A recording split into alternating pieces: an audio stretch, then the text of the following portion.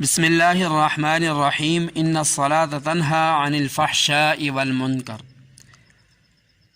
نماز جو ایک اہم ترین عبادت ہے، نماز کی ایک بہت بڑی خوبی یہ ہے کہ یہ انسان کو بے حیائی اور منکرات سے، گناہوں سے روکتی ہے۔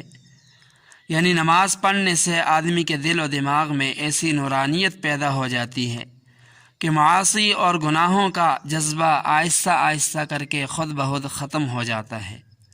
قرآن کریم میں اللہ تعالیٰ نے اسی بات کو بیان فرمایا، ان الصلاۃ تنہی عن الفحشاء والمنکر، کہ نماز بے حیائی اور برائی سے روکنے والی ہے۔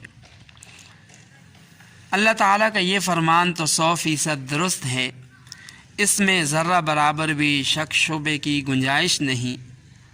ہماری نمازیں اگر برائی اور بے حیائی سے رکاوٹ نہیں بن رہی تو اس کا صرف ایک ہی مطلب ہے کہ ہماری نمازیں وہ حقیقتاً نمازیں نہیں ہیں، ان میں کہیں نہیں کمزوری ہے، نقص ہے، جس کی وجہ سے ہماری نماز ہمیں گناہوں سے، معاصی سے نہیں روک سکتی۔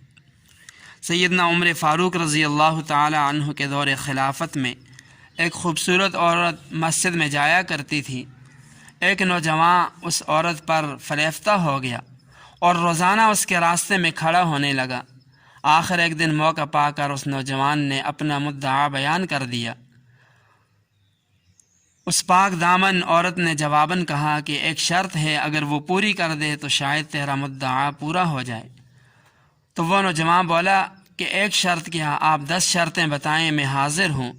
عورت کہنے لگی، شرط صرف یہ ہے کہ تجھے 40 دن تک بلا ناغہ مسجد نبوی میں حضرت عمر فاروق رضی اللہ تعالی عنہ کے پیچھے نماز پڑھنا ہوگی۔ نوجوان نے حامی بھر لی اور اب باقاعدگی کے ساتھ نماز پڑھنا شروع کر دی۔ کچھ دن تو وہ اس عورت کی طرف دیکھتا رہا، مگر بعد میں اس نے توجہ دینا چھوڑ دی۔ جب 40 دن پورے ہونے کو آئے تو اس عورت نے ایک دن اسے کہا کہ اب 40 دن پورے ہونے والے ہیں۔ تو وہ نوجوان بولا کہ اب تیری ضرورت نہیں، اب میرا تعلق اپنے محبوب حقیقی کے ساتھ، اللہ تعالیٰ کے ساتھ قائم ہو چکا ہے۔ جو لذت، سرور مجھے اپنے اللہ تعالیٰ کے ساتھ تعلق قائم کرنے سے ملا، اس سے بڑھ کر اس دنیا میں کوئی دولت نہیں، لہٰذا اب مجھے تیری ضرورت نہیں۔ بعد میں اس عورت نے یہ پورا واقعہ اپنے شوہر سے بیان کیا تو وہ بڑا حیران ہوا، اور اس عورت کے شوہر نے پھر ایک دن اسی واقعے کا تذکرہ دربار خلافت میں جا کر سیدنا عمر فاروق رضی اللہ تعالی عنہ کے سامنے کیا تو ان کی آنکھوں سے آنسو جاری ہو گئے۔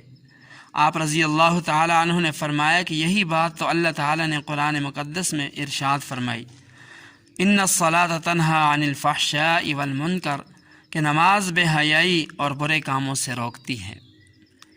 آج اگر ہماری نمازیں ہمیں برے کاموں سے، برائی سے نہیں روک رہی تو یقیناً آپ یقین کریں کہ ہماری نماز کے اندر نقص ہے، ہماری نماز مکمل نہیں۔ تو نماز کا تو ویسے بھی اہتمام ہونا چاہیے۔ بحیثیت مسلمان ہر بالغ عاقل شخص پر نماز فرض ہے، اس کا اہتمام ہونا چاہیے، اور قیامت کے دن سب سے پہلے اسی نماز ہی کے بارے میں سوال ہوگا۔ تو نماز کا تو ویسے بھی اہتمام ہونا چاہیے، لیکن وہ حضرات، وہ نوجوان جو گناہوں کے اندر مبتلا ہیں، کہہ رہے ہیں کہ ہم سے گناہوں کی عادت نہیں چھوٹ رہی، ہم سے گناہ نہیں چھوڑے جا رہے، تو ایسے لوگوں کو نماز کا خاص طور پر باجماعت نماز کا اہتمام کرنا چاہیے۔ نماز کے اندر اللہ تعالیٰ نے یہ خوبی رکھی ہے کہ اگر اس کا اصول و ضوابط کے مطابق، سنت، واجبات، فرائض کی رعایت رکھتے ہوئے اگر اس کا اہتمام کیا جائے تو نماز ایک ایسی چیز ہے کہ جو انسان کو بہت جلد راہ راست پر لے آتی ہے، اس سے گناہوں اور بری عادتوں کو چھڑا دیتی ہے۔